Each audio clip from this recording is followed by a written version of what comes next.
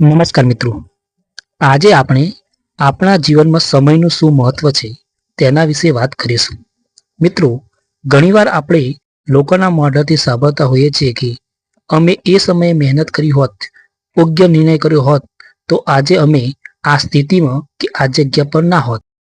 એટલે તો કહેવાય છે કે સમય પ્રમાણે પોતાના જીવનમાં પરિવર્તન લાવવો, કારણ કે જો સમય પરિવર્તન લાવે ત્યારે બહુ તકલીફ પડે છે. તો ચાલો સમય વિશે કેટલાક સૂત્રોને યાદ કરીએ. મિત્રો, આપણી પ્રગતિ અને સફળતાની કોઈ ચાવી હોય તો તે સમય છે. માટે સમયનું યોગ્ય આયોજન કરી સમયને ઓળખી તેનો ઉપયોગ કરતા શીખો.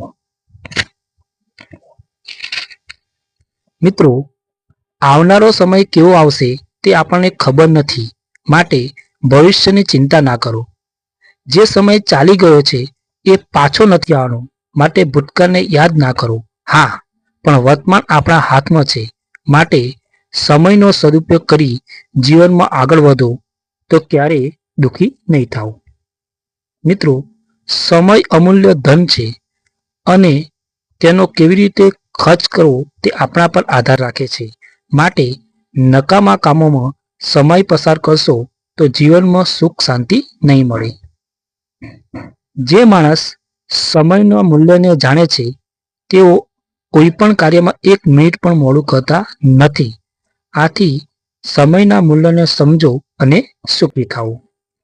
મિત્રો, સમયના મૂલ્યની વાત કરીએ તો 1 વર્ષનું મૂલ્ય એ વિદ્યાર્થીને પૂછો જે 1 વર્ષ માટે નપાસ થાય છે. 1 મહિનાની કિંમત એને પૂછો જેને 1 મહિનો મોડો પગાર મળે છે. 1 મિનિટની કિંમત એને પૂછો જેણે 1 મિનિટ માટે પોતાની ટ્રેન ગુમાવી છે. અને 1 ક્ષણની કિંમત એને પૂછો જેણે 1 ક્ષણ માટે માંડ અકસ્માતથી બચી ગયો છે. મિત્રો, સમય એ રાજાને રંક અને રંકને રાજા બનાવી દે છે. આપણે સૌ જાણીએ છીએ એ પ્રમાણે અર્જુન જેવો મહારથી પણ સામાન્ય કાબાના હાથે લૂંટાઈ ગયેલો. એટલે તો કહેવાય છે કે સમય બલવાન હે, નહીં માનુષ બલવાન, કાબે અર્જુન લૂંટ્યો, વહી ધનુષ વહી બાણ. મિત્રો, આપણે પણ આપણા જીવનમાં સમયના મહત્વનું સમજી અને જીવનમાં આગળ વધીએ. અને આવા જ વિડીયોને જોવા માટે અમારી યુટ્યુબ ચેનલને સબસ્ક્રાઈબ કરો અને વિડીયોને લાઈક કરશો.